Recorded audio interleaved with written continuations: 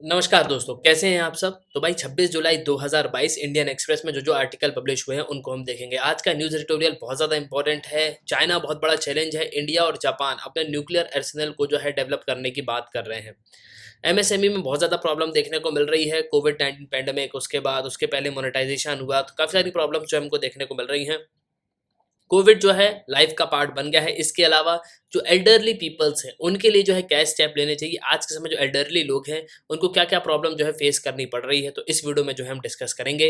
इसके अलावा रिसेंटली जो सुनक, जो कि इंग्लैंड, जो ब्रिटेन है, उसके प्राइम मिनिस्टर की पोस्ट के लिए दावेदार हैं, ऋषि सुनक, बेसिकली उन पे जो है वीडियो भी मैंने बनाया है। और उन्होंने हाल ही में ये कहा है कि चाइना जो है एक बहुत ही बड़ा थ्रेट है, तो उस आर्टिकल को भी जो है हम थोड़ा सा देखेंगे। आगे बढ़ते हैं। अगर आप किसी भी तरीके से मुझसे जुड़ना चाहते हो तो फेसबुक, इंस्टाग्राम जो है, ये आप इन आईडीज़ पे जो है मुझको फॉलो कर सकते हो। इसके अलावा टेलीग्राम चैनल को ज्वाइन कर लो। तो कई बच्चे यहाँ पे ये बोलते हैं कि सर हमको जो है यहाँ पे नोटिफिकेशन नहीं आता, कभी कभी यूट्यूब देखो नोटिफिकेशन नहीं देता। तो आप टेलीग्राम चैनल को ज्वाइन कर लोगे तो वहाँ पे आपको लिंक जो है पूरी तरीके से मिल जाएगी। तो एमएम एकेडमी ऑफिशियल जो है, ये हमारा जो है टेलीग्राम चैनल है। इसके अलावा मयूर मोगरे जो टेलीग्राम चैनल है, आप उसको भी ज्वाइन कर सकते हो। टेलीग्राम चैनल की जो लिंक है वो आपको डिस्क्रिप्शन बॉक्स में मिल जाएगी। आज 26 जुलाई है, कारगिल दिवस। आपको पता है 23rd एनिवर्सरी जो है हम सेलिब्रेट कर रहे हैं। ठीक है, तो 1999 को कारगिल वॉर जो है इंडिया ने लड़ा था और पाकिस्तान की जो है हार हुई थी। आगे बढ़ने से पहले क्वेश्चन पूछूंगा म्यांमार से रिलेटेड। तो इंडिया जो है अपनी सबसे लीस्ट बॉर्डर जो है म्यांमार के साथ शेयर करता है। आपको बताना है कौन सा जो ऑप्शन है वो सही है। ठीक है, मिजोरम एकलौता ऐसा स्टेट है भारत का जो म्यांमार से बॉर्डर शेयर करता है। इसके अलावा अराकान जो माउंटेन्स है वो इंडिया और म्यांमार की बॉर्डर पे देखने को मिलेंगे। तो कौन सा ऑप्शन जो है सही है वो आपको कमेंट बॉक्स में बताना है। इसके अलावा म्यांमार के बारे में जो इन्फॉर्मेशन है वो भी आप लिखना। और देखो, मैं आपको एक चीज़ बता दूं शुरू करने के पहले, बहुत सारे बच्चे ऐसे हैं जो नए जुड़ते हैं, नए सब्सक्राइबर होते हैं, वो नया जो है अभी पहला एडिटोरियल देख रहे होंगे। आप में से कई होंगे जो पहली बार देख रहे होंगे। आपको कुछ नहीं करना है, प्लेलिस्ट सेक्शन जो है बनी हुई है। 2022 की आपको पूरी प्लेलिस्ट देखने को मिलेगी। तो जब से मैंने न्यूज़ एडिटोरियल शुरू किया है तो आपको जो है पूरी तरीके से सब चीज़ें जो है दिमाग में होनी चाहिए। अब जैसे देखो, आज इंडिया और जापान के बारे में बात की गई। तो इंडिया और जापान के बारे में पहले भी हमने जो चीज़ डिस्कस करी हैं तो वो तो मैं यहाँ पे बताऊंगा नहीं, क्योंकि वीडियो जो है बहुत ज़्यादा बड़ा हो जाएगा। ठीक है, तो उसके लिए आपको क्या करना है, इंडिया और जो जापान है उसके बारे में आपको पहले से भी जो है पता होना चाहिए। तो बैकग्राउंड जो है पूरा आपका पहले से बना होना चाहिए। ठीक है, तो समझ लो 1 डेढ़ साल पहले से जो है आपको पूरे करंट अफेयर्स बना के रखने हैं अपने एग्जाम के लिए। तो उन्हीं से जो है बिल्कुल यहाँ पे पूछा जाएगा। तो वीडियो को शुरू करने से पहले, अगर आप किसी भी एग्जाम की प्रिपरेशन कर रहे हो तो आप हमारे स्मार्ट कोर्सेज को देखते हैं। आपको सिंपली करना क्या है, आपको डाउनलोड करना है, फिर आपको साइनअप करना है। आप 2 वीडियोस लेक्चर देख सकते हो जो डेमो लेक्चर होंगे। फिर आपको प्रोफाइल में जाना है, प्लान को परचेज करना है, कोर्सेज एंजॉय करना है। एक ही सब्सक्रिप्शन में आप सभी कोर्स अवेल कर पाओगे और आप पीडीएफ भी डाउनलोड कर सकते हो। इसके अलावा mmacademy.in ये हमारी वेबसाइट है, आप वेबसाइट पे भी लॉगिन कर सकते हो। भाई आगे बढ़ते हैं। इंडियन एक्सप्रेस आपको इस तरीके का देखने को मिलेगा। द्रौपदी मुर्मू जो है प्रेसिडेंट बन गई है, जैसा कि आपको पता है। इसके अलावा अगर आप देखोगे तो म्यांमार में जो है काफ़ी सारी प्रॉब्लम्स हमको देखने को मिल रही। तो म्यांमार न्यूज़ में है, तो म्यांमार को जो है मैप में थोड़ा सा देख लेना। हालांकि वहाँ पे पॉलिटिकल क्राइसिस है, लेकिन पॉलिटिकल क्राइसिस भी जो है आपको पूरे तरीके से पता होना चाहिए। आगे बढ़ते हैं एडिटोरियल सेक्शन में। तो ये फायर मिस्टर चटर्जी या बंगाल में जो स्कैम हुआ है उसके बारे में यहाँ पे बताया गया। तो ये हमारे काम का आर्टिकल नहीं है। आशा फॉर एल्डरली, ये थोड़ा सा इंपॉर्टेंट है तो इसको हम जो है देखेंगे। यहाँ पे ये बताया गया कि भाई जिस तरीके से हमारी पॉपुलेशन बढ़ेगी तो भाई हम जो है यहाँ पे लोगों की जो जॉब है उन पे फोकस करना चाहिए। ठीक है, तो जो बेरोजगारी है ना उस पर सबसे ज़्यादा फोकस करने की ज़रूरत है।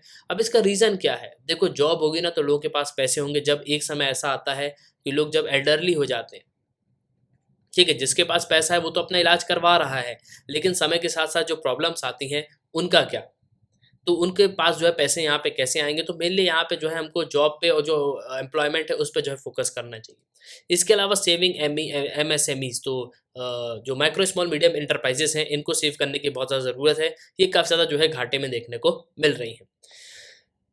इसके अलावा अगर आप दूसरा सेक्शन देखोगे तो आपको जो है यहाँ पे न्यूक्लियर रिस्पांस और डीलिंग विथ लॉन्ग कोविड, तो जो न्यूक्लियर रिस्पांस है इसके बारे में हम डिस्कस करेंगे। चाइना जो है मेनली सबसे बड़ा थ्रेट है। तो आज के समय इंडिया और जापान जो है इसी को डिस्कस कर रहे हैं। तो डिस्कस करेंगे हम इस वीडियो में। काफ़ी कुछ जो है आज आपको जानने को मिलने वाला है। सबसे पहले शुरू करते हैं न्यूक्लियर वेपन से। तो देखो हाल ही में क्या हुआ कि एक रिपोर्ट जो है पब्लिश की गई, वो यहाँ पे ये बताता है कि भाई आज के समय जो जापान के पास एक ऑप्शन है क्या, कि वो जो है अपने जो सिक्योरिटी जो थ्रेट जो चैलेंजेस हैं उनके सामने, तो सबसे बड़ा जो है चाइना है। ठीक है। अब आपको पता है कि ईस्ट चाइना सी में किस तरीके से चाइना जो है अपना एग्रेशन दिखाता है। तो यहाँ पे ये बात की गई कि भैया हमको जो है ये जो कॉमन न्यूक्लियर चैलेंज है ना, जो कि चाइना अपने मिलिट्री पावर को बढ़ा रहा है, इसके अलावा अपने जो न्यूक्लियर आर्सेनल है उनको मॉडर्नाइज कर रहा है। अब देखो सबसे इंपॉर्टेंट बात यहाँ पे दो अलग अलग चीजें निकल के आ रही हैं। पहला तो कि चाइना अपने वेपन को मॉडर्न कर रहा है, ठीक है, मॉडर्नाइजेशन मतलब आधुनिक तरीके से बना रहा है जिनमें एक्यूरेसी बहुत अच्छी होगी। दूसरा अगर हम बात करें, दूसरी तरफ चाइना क्या कर रहा है, रैपिड ग्रोथ कर रहा है, मतलब वो वेपन की मॉडर्नाइजेशन तो कर ही रहा है, साथ साथ उनकी संख्या भी बढ़ा रहा है, ठीक है, क्वालिटी भी बढ़ा रहा है प्लस क्वांटिटी भी बढ़ा रहा है। तो ये इंडिया और चाइना दोनों के लिए थ्रेट है। अब एक तरफ अगर आप देखोगे तो हिमालयन रेंज में आपको देखने को मिलेगा चाइना, हिमालय की उस तरफ चाइना है ना, तिब्बत है तो तिब्बत को कब्जा के रखा है चाइना ने, ठीक है। और मेनली यहाँ पे आपको जो है 5 पॉइंट्स देखने को मिलेंगे। तो 5 चीज़ों पे जो है चाइना सबसे ज़्यादा फोकस करता है। मेनली यहाँ पे अगर आप देखोगे तो लद्दाख वाला एरिया है, उसके बाद उत्तराखंड आता है, फिर उसके बाद जो है सिक्किम आता है, फिर भूटान है, फिर उसके बाद अरुणाचल प्रदेश है। तो मेनली इन सब जगहों पे जो है काफ़ी हद तक जो है टैकल कर रहा है। इसके अलावा माउंटेन्स में भी अगर आप देखोगे तो जो अलग अलग जो टापू हैं, अलग अलग जो फिंगर्स हैं, मेनली उनको भी जो है चाइना यहाँ पे कब्जाने की कोशिश करता है, ठीक है। अब यहाँ पे ये कहा जा रहा है कि चाइना जो है अपने जो न्यूक्लियर आर्सेनल है उनका जो है एक्सपांशन कर रहा है। तो इंडिया और चाइना के लिए जो है एक सबसे बड़ा रीज़न है कि अब चाइनीज़ न्यूक्लियर वेपन को जो है हमको सबसे बड़ा थ्रेट मानना चाहिए। क्योंकि अगर आप देखोगे तो चाइना जो है कंटिन्यूसली अपने न्यूक्लियर आर्सेनल को बढ़ा रहा है, ठीक है, जो कि एक सबसे बड़ा चैलेंज है आज के समय। और देखो चाइना कभी किसी की तो सुन ही नहीं रहा यहाँ पे, ठीक है। चाइना जो इंटरनेशनल रूल्स हैं उनको मानता ही नहीं है। 2017 में जब डोकलाम इशू हुआ था तब जो है सबसे बड़ा इवेंट हमको देखने को मिला था। डोकलाम में क्या हुआ था शायद आप में से कई लोगों को पता नहीं होगा, बता देता हूँ। डोकलाम जो है ट्राई जंक्शन था इंडिया, भूटान और चाइना के बीच का, ठीक है। अब यहाँ पे होता क्या है कि ये मान लो इंडिया है और यहाँ कहीं पे आपको डोकलाम वगैरह देखने को मिलेगा, ठीक है, यहाँ कहीं पे डोकलाम है। अब यहाँ पे होता क्या था कि चाइना जो है कंटिन्यूसली यहाँ पे एक्सपांशन करता था। अब यहाँ पे कॉन्फ्लिक्ट बढ़ गया, दोनों देशों की आर्मी जो है यहाँ पे खड़ी हो गई। तो इंडिया ने अपनी पूरी नेवी जो है स्ट्रेट ऑफ मलक्का पे भेज दी। और यहाँ पे क्या कहा बीजिंग को कि भाई अगर आपने अपनी फोर्सेस को पीछे नहीं किया तो आपका शंघाई जो है वो नहीं बचेगा, ठीक है। बाकी तो हम सबको नहीं पता। और प्राइम मिनिस्टर मोदी ने जो है ऐसा कहते हैं कि प्राइम मिनिस्टर नरेंद्र मोदी जी ने खुद जो है इस बात को कहा था कि अगर आपकी मिलिट्री जो है यहाँ से पीछे नहीं होती तो आपका शंघाई जो शहर है वो बिल्कुल यहाँ पे नहीं बचेगा। बाकी मुझे नहीं पता कि आगे जो कुछ भी होगा वो मैं देख लूंगा, लेकिन जो आपका जो शंघाई है वो नहीं बचेगा। तो मेनली आज के समय अगर आप देखोगे तो हमारे प्राइम मिनिस्टर का जो रोल है वो आपको बहुत ज़्यादा ही एग्रेसिव देखने को मिलेगा। मतलब जो एग्रेसिवली हमसे बिहेव कर रहा है तो उसके साथ जो है हम भी एग्रेसिवली बिहेव कर रहे हैं। बाकी जो हमारे साथ शांत है, जैसे बांग्लादेश शांत देश है, बांग्लादेश कुछ नहीं करता, तो भाई हम भी उसको परेशान नहीं करते, ठीक है। लेकिन चाइना जिस तरीके से एग्रेसिवली बिहेव करता है ना, तो उसको एग्रेसिवली ही जो है यहाँ पे जवाब दिया जाता है और वैसे ही जो है जवाब देना चाहिए। आप देखो गलवान वैली में क्या हुआ, अभी भी हमारी सेना खड़ी है, कोई दिक्कत नहीं है। अभी लद्दाख में स्टैंड ऑफ चल रहा ना, कोई दिक्कत नहीं, हमारी सेना जो है बिल्कुल यहाँ पे खड़ी है, ठीक है। लेकिन देखो चाइना यहाँ पे क्या करता है, कई सारी पॉलिसीज को जो है यहाँ पे चलता है। अब चाइना आज के समय क्या कर रहा है, मॉडर्नाइज कर रहा है अपने न्यूक्लियर आर्सेनल को, इसके पास जो एक्सपांड भी कर रहा है। और ये इनका जनरल मिलिट्री जो ट्रांसफॉर्मेशन ये उनका पार्ट है, ठीक है। मतलब जनरली जो हम अपनी मिलिट्री को एक्सपांड करते हैं ना, तो ये उनका बेसिकली एक पार्ट है। एक एस्टीमेट के हिसाब से यहाँ पे ये बताया जाता है कि चाइना जो है अपने 1000 वॉरहेड को जो है तैयार कर रहा है 2030 तक। मतलब 2030 तक चाइना के पास जो है 1000 वॉरहेड होंगे। वहीं अगर आप अभी देखोगे तो इनके पास 350 हैं। दूसरा यहाँ पे ये है कि जिनपिंग जो है ये क्या करते हैं, अपनी जो टेरिटोरियल डिस्प्यूट की अप्रोच है, ठीक है, इंडिया और जापान के साथ, उसमें जो है हमको काफ़ी प्रॉब्लम्स जो है देखने को मिल रही है। और चाइना यहाँ पे क्या करता है, इंडिया जापान के साथ जो सलामी स्लिकिंग वाली पॉलिसी है उसको जो है यहाँ पे क्या करता है, अप्रोच को अपनाता है। यहाँ पे टैक्टिक्स इसकी किस तरीके की हैं कि चाइना जो है थोड़ा सा कब्जा आएगा, ठीक है, फिर यहाँ पे शांत बैठ जाएगा। अब ये जो एरिया उसने कब्जा लिया ना, यहाँ पे कुछ कुछ बना देगा, ठीक है, छोटा छोटा यहाँ पे कुछ बना देगा, लोगों को यहाँ पे बसा देगा, चीनी लोग आके यहाँ पे रहने लगेंगे, ठीक है। इसके बाद जब इंडिया की गवर्नमेंट शांत हो जाएगी तो यहाँ पे फिर थोड़ा सा आगे बढ़ेगा। फिर यहाँ पे क्या करेगा, ये चीनी लोग जो सेना लोग हैं वो फिर जो है यहाँ पे कब्जा लेंगे। फिर इंडिया की गवर्नमेंट यहाँ पे कुछ नहीं बोलेगी, इंडिया मान लेगा कि हाँ जो है ये किसका पार्ट हो गया, चाइना को हो गया। तो इस तरीके से जो चाइना यहाँ पे पॉलिसी चलता है। इसके अलावा ईस्ट चाइना सी में अगर आप देखोगे तो बीजिंग जो है काफ़ी बड़ी बॉर्डर शेयर करता है जापान के साथ। वहीं हमारा जो हिमालयन फ्रंटियर जो है आपको इंडिया के साथ देखने को मिलेगा। तीसरा यहाँ पे कहानी ये भी आ रही है कि जिस तरीके से यूक्रेन क्राइसिस हुआ, ठीक है, अब यहाँ पे क्या हुआ कि जो न्यूक्लियर वेपन कंट्री है, मतलब जैसे रशिया है, उसने यूक्रेन को इन्वेड कर दिया। अब जो रशिया था उसके पास न्यूक्लियर वेपन है, तो यूक्रेन भी यहाँ पे डर रहा है कि भाई अगर हमने मान लो जैसे HIMARS दिया ना अभी अमेरिका ने, अगर मान लो वो चाइना मतलब वो रशिया पे यहाँ पे अटैक कर देता है, मान लो रशिया की टेरिटरी में यहाँ पे कर दिया और रशिया इसके रिस्पॉन्स में अगर न्यूक्लियर वेपन गिरा देता है यूक्रेन में, तो बहुत तबाही हो जाएगी। तो मेनली अगर आप देखोगे तो इस यहाँ पे ये पॉइंट में ये कहा जा रहा है कि भैया न्यूक्लियर का एक अपने आप में एक बहुत बड़ा एडवांटेज है, ठीक है। क्योंकि सिंपली यहाँ पे कहानी ये है कि कोई भी देश हम पे अटैक करने पे 50 बार सोचेगा, क्यों? क्योंकि अगर हमने न्यूक्लियर वेपन इस्तेमाल कर लिया ना, तो फिर जो है कहानी दूसरी हो जाएगी। तो इसी वजह से यूएस और नाटो जो हैं वॉर को ज्वाइन नहीं कर रहे, क्यों? क्योंकि रशिया के पास न्यूक्लियर वेपन है और रशिया ने तो ओपनली धमका दिया है कि भैया अगर तुम बीच में आए तो हम जो है न्यूक्लियर वेपन को यूज कर लेंगे। अब वहीं अगर आप देखोगे तो टोक्यो जो है मतलब जापान आज के समय फुल अलार्म में जो है बैठा है, मतलब अभी अभी ये सो के उठे हैं कि भैया न्यूक्लियर आर्म की रेस में जिस तरीके से रशिया अपना एग्रेसिवली बिहेव कर रहा है यूक्रेन पे, दिल्ली तो कहीं ना कहीं बच जाएगा, क्योंकि दिल्ली के पास जो है यहाँ पे न्यूक्लियर वेपन है, ठीक है। क्योंकि चाइना के पास भी न्यूक्लियर वेपन है तो इंडिया के पास भी न्यूक्लियर वेपन है, तो कहीं ना कहीं ये जो है यहाँ पे एक डेडलॉक जो है क्रिएट कर देगा। लेकिन आखिरकार जो जापान है उसका क्या होगा? जापान के पास तो कोई भी यहाँ पे नहीं है। जापान तो पूरी तरीके से यूएस का जो न्यूक्लियर अम्ब्रेला है उसके अंडर में हमको देखने को मिलता है, ठीक है। तो मेनली यहाँ पे यही कहा जा रहा है कि भैया इंडिया के पास तो अपना न्यूक्लियर पावर है, लेकिन जापान के पास तो यहाँ पे कुछ भी नहीं है। अब इंडिया और जापान को जो है अपनी कैपेसिटी और यहाँ पे बढ़ानी होगी, क्यों? क्योंकि अगर आप देखोगे तो इंडिया जो हमारा थ्रेट है वो मेनली जो है चाइना है, ठीक है। तो मेनली इसी चीज़ को जो है यहाँ पे कहा जा रहा है। और देखो ऑलरेडी आपको पता होगा कि भैया जापान जो है एक बार विक्टिम हो चुका है न्यूक्लियर वेपन का। अभी अगर आप देखोगे तो यहाँ पे मेनली जो है लोगों को अभी भी जो है असर देखने को मिलता है वो न्यूक्लियर वेपन का, ठीक है। तो मेनली यहाँ पे यही कहा जा रहा है कि भैया हमको जो है कहीं न कहीं न्यूक्लियर वेपन को जो है काउंटर करना है। इसके अलावा हमने 2017 में जो ट्रीटी जो प्रोहिबिशन ऑफ न्यूक्लियर वेपन की है वो भी साइन नहीं करी, ना भारत ने साइन करी, ना जापान ने साइन करी, ठीक है, क्योंकि टोक्यो के पास तो यहाँ पे है ही नहीं, तो टोक्यो यहाँ पे करेगा भी कहाँ पे। लेकिन देखो सबसे इंपॉर्टेंट बात यहाँ पे यही है कि ये जो गैप आ रहा है ना, जिस तरीके से चाइना अपने वेपन को मॉडर्नाइज कर रहा है, तो हमको भी जो है अपने वेपन को मॉडर्नाइज करना चाहिए। इसलिए कि भारत की सरकार जो है अग्निपथ स्कीम लेके आई है। अब आप बोलोगे अग्निपथ स्कीम से क्या मॉडर्नाइज होगा? अग्निपथ स्कीम से तो हम सोल्जर्स को भर्ती करेंगे। भैया सोल्जर को भर्ती करोगे तो सोल्जर यहाँ पे कितना पैसा लेगा? 11 लाख रुपए, ठीक है, 4 साल की सर्विस देगा। जो पैसा हम पेंशन में इन सब में खर्च करते हैं वो पैसा हम कहाँ लगाएंगे? अपने वेपन को मॉडर्नाइज करने में लगाएंगे, ठीक है। इसलिए भारत सरकार इस तरीके की स्कीम लाई है और ये स्कीम सिर्फ अपने यहाँ नहीं चलती, बाकी देशों में भी आपको यही स्कीम देखने को मिलेगी। इसी तरीके से जो है यहाँ पे जो मिलिट्री है उनको जो है मैनेज किया जाता है, ठीक है। तो मेनली यहाँ पे यही कहा जा रहा है कि भैया आज के समय यूएस और जो चाइना है उनके बीच में कन्फ्रंटेशन तो यहाँ पे बढ़ ही रहा है, ठीक है। वहीं अगर आप देखोगे तो बिल्कुल इंडिया को जो है वो भी अपनी तैनाती जो है करनी चाहिए, मतलब इंडिया को भी अपने वेपन्स को जो है रेस यहाँ पे करना चाहिए। अब देखो अगर हम बात करें तो इकोनॉमिकली मिलिट्रिकली अगर आप देखो तो यूएस और चाइना के बीच में आपको गैप देखने को मिलेगा। लेकिन जिस तरीके से चाइना जो है कंटिन्यूसली अपना एक्सपांशन कर रहा है, मिलिट्री को एक्सपांड कर रहा है, इसके अलावा जो साउथ चाइना सी में ये जो है घुस जाते हैं, ये कभी जो है ताइवान को यहाँ पे परेशान करते हैं, भारत की सीमा में घुस आते हैं, तो एग्रेसिवली जो है ये यहाँ पे बिहेव कर रहे हैं। तो मेनली यही कहा जा रहा है कि आज के समय सबसे बड़ा जो इमर्जिंग चैलेंज है, उभरता हुआ चैलेंज है, वो सिर्फ और सिर्फ चाइना का जो है न्यूक्लियर मॉडर्नाइजेशन प्रोग्राम है। इसके अलावा जापान के जो फॉर्मर प्राइम मिनिस्टर है शिंजो अबे, उनको जो है रिसेंटली असैसिनेट कर दिया गया और कहीं ना कहीं ऐसा माना भी जाता है कि इनकी जो पॉलिसीज रही हैं, मतलब ये चाहते थे, मतलब जिसने यहाँ पे मारा था वो यहाँ पे चाहता था कि भाई हमारी खुद की भी जो है मिलिट्री होना चाहिए, लेकिन जापान ने अपनी मिलिट्री को जो है फॉर्म नहीं किया, इनको जो है असैसिनेट कर दिया गया।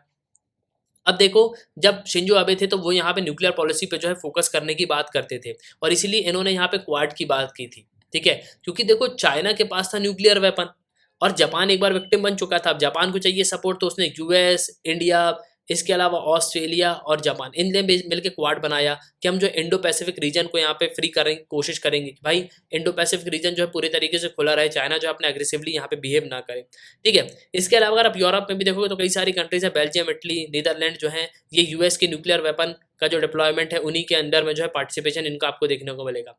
इसके अलावा अगर आप शिष्टता जो अभी के प्राइम मिनिस्टर हैं उन्होंने जो है ये प्रपोजल को रिजेक्ट कर दिया, मतलब जापान का जो है न्यूक्लियर वेपन होना चाहिए, न्यूक्लियर पॉलिसी यहाँ पे होनी चाहिए, तो इसको जो है इन्होंने यहाँ पे जो है रिजेक्ट कर दिया। क्यों? क्योंकि जो शिजदा है ना ये बेसिकली हिरोशिमा से ही यहाँ पे बिलोंग करते हैं और इन्होंने जो है एक बार देखा भी है ठीक है, शिज़ुदा जो है लोअर हाउस में इलेक्ट हुए जापान की पार्लियामेंट में, और ये जो है हिरोशिमा के ही हैं। तो इनके जो पूर्वज हैं उन्होंने देखा भी है कि किस तरीके से 1945 में जो बेसिकली जो न्यूक्लियर वेपन को यूज़ हुआ था, तो उसके बाद क्या हालात हुए हैं। ठीक है? तो मेनली यहाँ पे यही कहा जा रहा है, और आने वाले समय में एनपीटी जो रिव्यू कॉन्फ्रेंस है वो भी होने वाली, जापान जी7 समिट को हिरोशिमा में होस्ट करेगा। ठीक है? तो मेनली यहाँ पे यही कहा जा रहा है कि कहीं न कहीं इंडिया के कॉन्टेक्स्ट में अगर आप देखोगे तो इंडिया के पास तो न्यूक्लियर वेपन है, तो भैया इंडिया जो है यहाँ पे अपने आप को डिफेंड करेगा। ठीक है? लेकिन जापान के पास यहाँ पे क्या है? जापान के पास तो कुछ भी नहीं है। इंडिया ने तो अपना वेपन जो है न्यूक्लियर 1998 में ही यहाँ पे टेस्ट कर लिया था, और देखो जैसे ही हमने अनाउंस किया था ना कि हम जो है यहाँ पे क्या कर रहे हैं, 1998 में जैसे ही हमने टेस्ट किया, हमने न्यूक्लियर वेपन को जब टेस्ट किया, तो उसके बाद तुरंत जो है भारत ने नो फर्स्ट यूज़ की पॉलिसी जो है यहाँ पे लेके आ गई, क्योंकि सैंक्शन से भी यहाँ पे बचना था। सैंक्शन तो हालाँकि लग गए थे, लेकिन जो हमारी ज़रूरतें थी वो जो है हमने पूरी करी। भारत ने जो है यहाँ पे सिर्फ इसके लिए नहीं रखा कि हम जो दूसरे देशों को डराएँगे, नहीं। अगर कोई देश हम पे अटैक करेगा तब जो है बिल्कुल हम यहाँ पे अटैक करेंगे। तो मेनली आज के समय जो रिपोर्ट्स हैं वो यहाँ पे यही कहती हैं कि भैया कहीं न कहीं अगर आप देखोगे तो हमको जो है चाइना को काउंटर करना है, और चाइना को काउंटर करने के लिए अगर आप देखोगे तो एशिया और इंडो पैसिफिक रीजन में यूएस भी जो है काफ़ी इंटरेस्टेड है। इसके अलावा अगर आप देखोगे तो यूएस जो है कोई यहाँ पे वैक्यूम नहीं छोड़ना चाहता। जैसे कि अगर आप देखोगे तो अफगानिस्तान से भले ही यूएस निकल गया, लेकिन यूएस ने यहाँ पे एक जो I2U2 समिट है उसको कंडक्ट किया। तो अब जो है इजराइल, इसके अलावा जो यूएस है, इसके अलावा इंडिया जो है, इसके अलावा सऊदी, तो ये 4 देश हमको देखने को मिल रहे हैं, क्योंकि वो कोई भी वैक्यूम यहाँ पे नहीं छोड़ना चाहता कि रशिया और चाइना जो है फिर से यहाँ पे क्या करें, आने उचकने लगे। ठीक है? तो मेनली इसी चीज़ को जो है यहाँ पे कहा गया है। और देखो कहीं न कहीं अगर आप देखो तो चाइना का जो न्यूक्लियर आर्सेनल है वो काफ़ी बढ़ता हुआ आपको नज़र आएगा, और जो एग्रीमेंट हुआ है फ्रांस के साथ, कहीं न कहीं अगर आप देखोगे तो ऑस्ट्रेलिया की भी जो है काफ़ी ज़्यादा मदद करी जा रही है। ठीक है? तो मेनली चाइना को काउंटर करने के लिए सब देश जो है यहाँ पे लगे हुए हैं। कहीं न कहीं फ्रांस भी यहाँ पे कर रहा है, इंडिया भी जो है अपने डेवलपमेंट, जो इंडिया का जो अंडर वाटर डिटरेंट बेस है, बैलिस्टिक मिसाइल, सबमरीन्स का, उनको भी जो है यहाँ पे बढ़ाने की कोशिश किया जा रहा है। इसके अलावा यूएस जो है काफ़ी हद तक क्या कर रहा है, जो ऑकस एग्रीमेंट है वो भी यहाँ पे किया। ठीक है? इसके अलावा जो इन्फ्रोस एग्रीमेंट है इंडिया, फ्रांस, यूएस के बीच में आपको देखने को मिलेगा। ऑकस एग्रीमेंट है यूएस, यूके के बीच में आपको देखने को मिलेगा। ठीक है? जिससे जो है हेल्प हम ऑस्ट्रेलिया को यहाँ पे हेल्प करेंगे कि वो अपनी न्यूक्लियर पावर जो सबमरीन है एसएसएन और ये सब जो है यहाँ पे डेवलप कर पाएँ। तो मेनली आज के समय यूएस और जापान जो है कहीं न कहीं आप देखोगे तो स्ट्रेटेजिकली जो है चाइना को यहाँ पे काउंटर करने की कोशिश कर रहे हैं। यूएस भी अपनी नीतियाँ बना रहा है, इसके अलावा चाइना भी जो है अपनी नीतियाँ बना रहा है। इसके अलावा जो जापान है वो भी अपनी नीतियाँ बना रहा है। अब देखो यूएस जो है काफ़ी हद तक अगर आप देखोगे तो अपने वेपन्स को जो है मॉडर्नाइज़ करता है। यूएस के पास तो मॉडर्न वेपन आपको देखने को मिलेंगे, और चाइना भी जो है यहाँ पे रैपिडली एक्सपांड कर रहा है। तो कहीं न कहीं अब इंडिया को भी जो है यहाँ पे इस पे फ़ोकस करना चाहिए, क्योंकि चाइना यहाँ पे एक्सपांड कर रहा है ना, और ये सबके लिए जो है एक बहुत बड़ा थ्रेट है।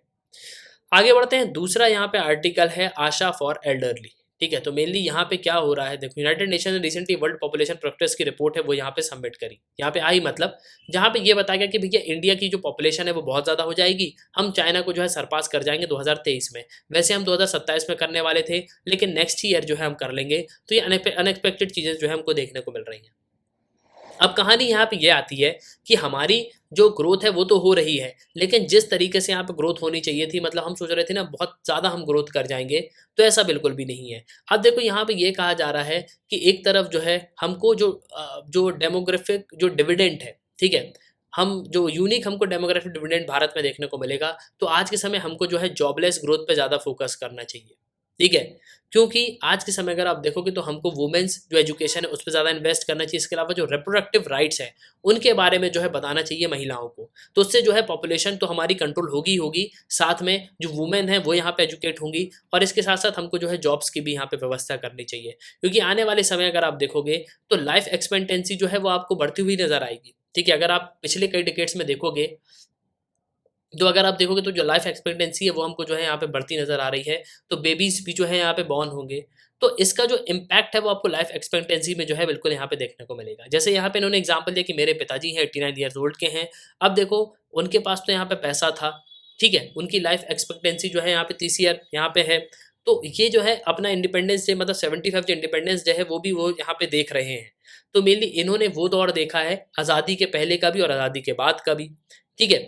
अब मेनली अगर आप देखोगे तो यहाँ पे ये कहा जा रहा है कि भैया मेरी फैमिली के पास तो एडवांटेज था कि मेरे पिताजी जो अच्छी नौकरी में थे, उनके पास जो है पैसे थे, तो उनको जो है कोई भी यहाँ पे दिक्कत नहीं हुई। लेकिन वहीं अगर आप देश में देखोगे तो ऐसे बहुत सारे लोग हैं जो कि करीब 30 मिलियन पर्सन हमको देखने को मिलते हैं जो 75 साल से ज़्यादा के हैं।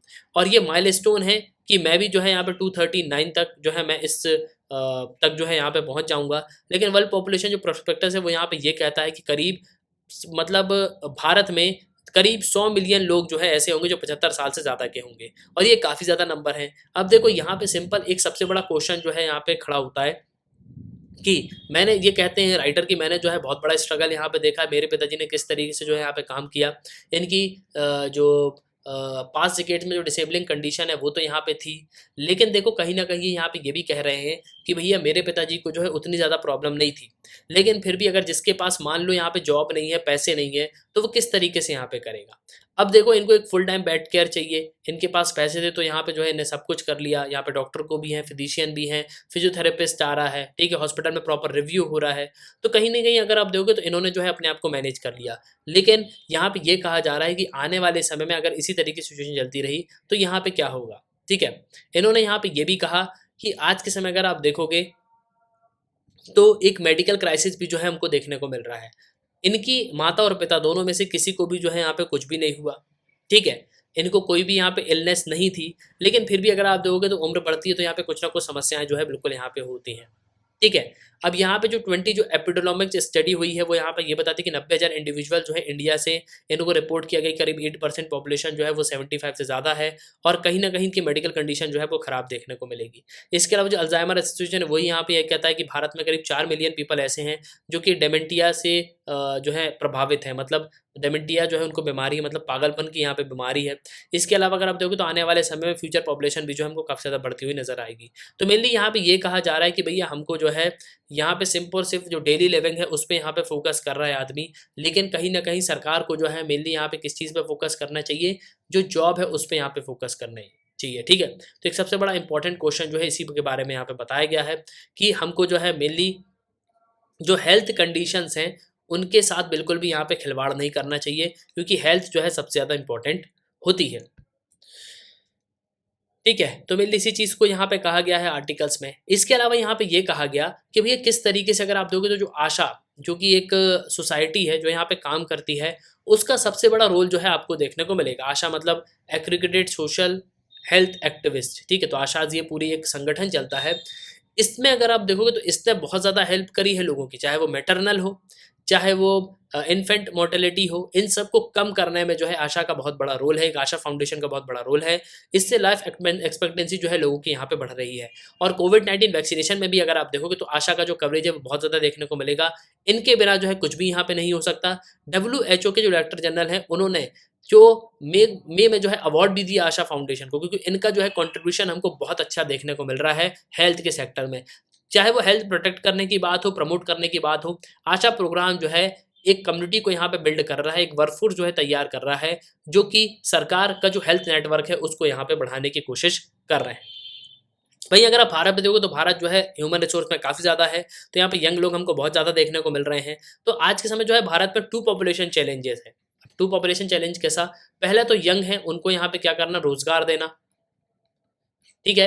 वहीं अगर हम बात करें ओल्ड पॉपुलेशन की, तो ओल्ड पॉपुलेशन को क्या है, हेल्थ देना, एक प्रॉपर लाइफ देना, ठीक है। तो आज के समय अगर आप देखोगे तो बोथ एल्डरली और यंग पीपल जो है होपफुल है देश के लिए कि भैया कहीं ना कहीं जो बूढ़ा है वो यहाँ पे ये सोच रहा है कि भैया एक अच्छा लाइफ मुझे रहेगी, बीमारियां यहाँ पे नहीं होंगी, बीमारियों का जो इलाज रहेगा। लेकिन वहीं अगर आप देखोगे तो यंग पीपल क्या बोलते हैं, भैया कि हमको जो है रोजगार बस दे दो, जॉब हमारे पास होना चाहिए, तब जो है हम यहाँ पे कुछ कर पाएंगे।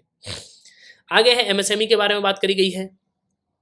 तो हो क्या रहा है भाई, देखो चाहे वो पब्लिक हो चाहे वो प्राइवेट सेक्टर हो, ये जो है अपने ड्यूज यहाँ पे नहीं चुका रहे, तो MSMEs को जो है काफ़ी ज़्यादा इंपैक्ट हो रहा है। अब पास्ट फ्यू ईयर्स में अगर आप देखो तो माइक्रो स्मॉल मीडियम एंटरप्राइजेस जो है, ये सेक्टर जो है काफ़ी ज़्यादा इसको जो है शौक यहाँ पे लगे हैं, ठीक है, एक के बाद एक। पहला तो डिमोनेटाइजेशन हुआ, उसके बाद गुड्स एंड सर्विस टैक्स लेके आए, इसके बाद पेंडेमिक आया, तो एक के बाद एक अगर आप देखोगे तो इनकी जो है लुटिया यहाँ पे डूबती गई। अब MSE जो है आज के समय MSME जो है उसमें कई सारी इकोनॉमिक एक्टिविटीज़ जो है पूरी तरीके से यहाँ पे रुक गई हैं। हर एक पीरियड में अगर आप देखोगे तो चाहे वो कोविड का हो, चाहे वो डिमोनेटाइजेशन का हो, चाहे वो GST का हो, तो इसमें ह्यूज इम्पैक्ट पड़ा है किसको, MSME को।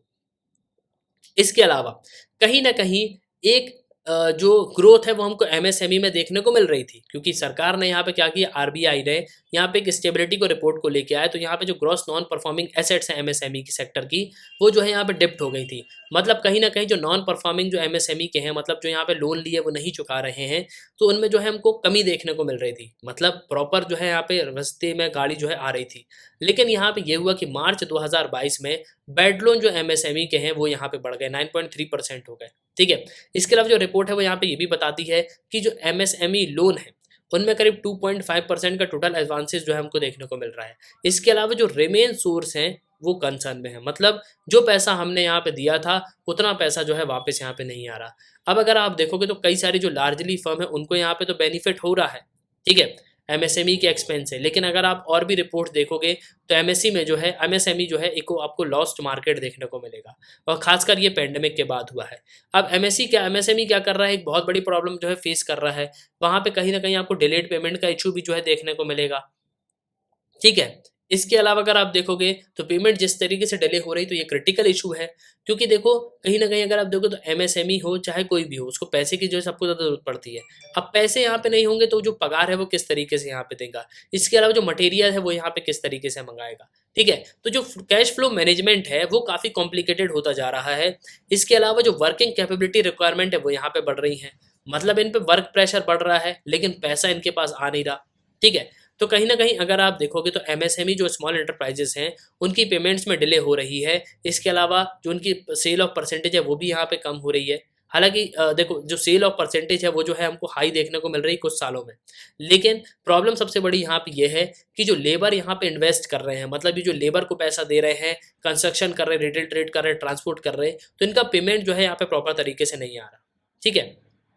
इसके अलावा सरकार ने यहाँ पे ये भी कहा, इन्होंने सेंट्रल और स्टेट डिपार्टमेंट को कहा भी, पब्लिक सेक्टर एंटरप्राइजेस को, कि इनका जो ड्यूज है एमएसएमई का वो 45 दिन के अंदर जो है पूरे तरीके से आपको यहाँ पे क्या करना चाहिए, क्लियर करना चाहिए। लेकिन ये जो है अभी तक पेपर में ही रह गई। इशू जो है बिल्कुल यहाँ पे सेम हमको देखने को मिल रहा है। मतलब एमएसएमई को सिंपली यहाँ पे यह है कि जो पेमेंट है वो यहाँ पे नहीं दी जा रही। सरकार ने बोला भी है कि 45 दिन के अंदर आपको पेमेंट देना है, लेकिन फिर भी जो है इनका पूरा पेमेंट रुका हुआ है। अब एमएसएमई जो है ये प्रॉब्लम तो यहाँ पे फेस कर ही रहा है, इसके साथ साथ और भी यहाँ पे प्रॉब्लम आपको देखने को मिलेंगे, ठीक है। तो मेनली यहाँ पे ये कहा जा रहा है कि भैया बैंक जो है अब यहाँ पे क्या, इनको क्या करना पड़ता है, जैसे यहाँ पे कोई पैसे नहीं दे रहा तो इनको जो है यहाँ पे लोन लेना पड़ जाता है कि भाई कहीं ना कहीं हमको जो है मैनेज करना है। तो देखो यहाँ पे सरकार ने क्या किया था कि एक क्रेडिट लाइन गारंटी स्कीम लेके आई थी, 3.32 लाख करोड़ जो है सरकार ने सैंक्शन किए थे अप्रैल में। तो एमएसएमई को जो है रिकवर हम फास्ट, मतलब तेजी से यहाँ पे रिकवर कर पाए। लेकिन फिर भी अगर आप देखोगे कहीं ना कहीं तो वो रिकवर तो हो रहे हैं और इंडस्ट्रीज भी जो है यहाँ पे ग्रो कर रही हैं, लेकिन एमएसएमई में सबसे इम्पोर्टेंट बात यह है कि ये कैश फ्लो का जो मैनेजमेंट है वो यहाँ पे प्रॉपरली नहीं हो रहा, और जो सप्लाई है हमारी इकोनॉमी में उसकी भी जो है आपको गड़बड़ी देखने को मिलेगी। तो यहाँ पे यही कहा जा रहा है कि भाई जो अप्रोप्रिएट स्टेप्स हैं वो हमको जो है यहाँ पे लेना चाहिए, जिससे हम एमएसएमई को जो है वापस यहाँ पे रिवाइव कर पाए। अब भाई नेक्स्ट आर्टिकल है डीलिंग विथ लॉन्ग कोविड। इसको मैं शॉर्ट में आपको यहाँ पे बता देता हूँ। देखो यहाँ पे हो क्या रहा है कि अब जो है कोविड-19 जो है वो हमारा एक पार्ट बन गया है हमारी ज़िंदगी का, ठीक है। तो कोविड-19 केसेस जो आपको अभी भी बढ़ते हुए नजर आएंगे। हालांकि ये है कि हॉस्पिटलाइजेशन जो है आपको कम देखने को मिलेगा, लेकिन फिर भी केसेस जो है बिल्कुल यहाँ पे बढ़ रहे हैं। मतलब हॉस्पिटलाइजेशन जो कम है, लोग जो है घर पे यहाँ पे ठीक हो रहा है, वैक्सीनेशन भी यहाँ पे हो गया। तो मेनली यहाँ पे ये कहा जा रहा है कि भैया आज के समय दो चैलेंजेस जो है हमको सबसे बड़े देखने को मिल रहे हैं। एक तो सबसे बड़ा लॉन्ग कोविड है, ठीक है, तो उसके लिए जो है हमको बूस्टर शॉट्स पे यहाँ पे फोकस करना चाहिए। इसके अलावा जो हर्ड इम्यूनिटी है वो भी हमको उतनी अच्छी जो है देखने को नहीं मिल रही।